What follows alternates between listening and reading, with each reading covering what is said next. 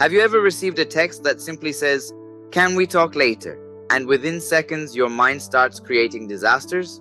Maybe they're upset. Maybe you did something wrong. Nothing has happened yet, but your brain is already preparing for the worst. If that sounds familiar, you're not overreacting. You're experiencing something almost every human being does. And the reason why may surprise you. This is the psychology of worst-case thinking. Most people think this means they're pessimistic, but that's not actually what's happening. It's a mechanism your brain learned long before you were aware of it.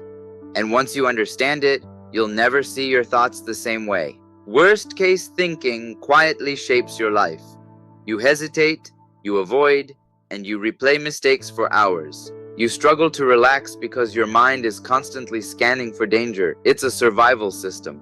You become exhausted by problems that never actually happen. Imaginary problems, but very real stress. To understand this, we need to go back thousands of years. Imagine two humans in a forest. One hears a rustle and assumes it's nothing.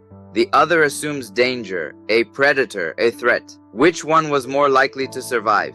The cautious one. This created what psychologists call a negativity bias. Your brain naturally pays more attention to threats than rewards. Today, the predators aren't tigers. They're social rejection, career failure, and uncertainty.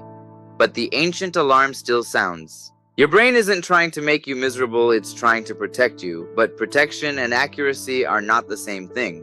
Worry feels like preparation, but most of the time you're not solving problems. You're rehearsing pain. Many of us spend hours emotionally experiencing events that never occur, suffering in advance for futures that don't exist. So how do we shift?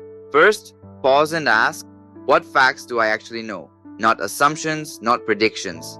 Facts. Second, separate possibility from probability. Yes, it could happen, but is it likely? Third, notice when your brain is trying to solve uncertainty with imagination.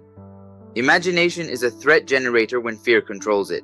Ask yourself, am I preparing for a problem or am I repeatedly suffering from a possibility? That question changes everything. Remember, a thought is not a prediction, a fear is not a fact, and uncertainty is not proof of danger. At Beyond Adeesha, we explore the psychology behind human behavior, because sometimes the most important person to understand is yourself. Subscribe and join us for the next journey inward. This video is for educational purposes and is not a substitute for professional mental health advice.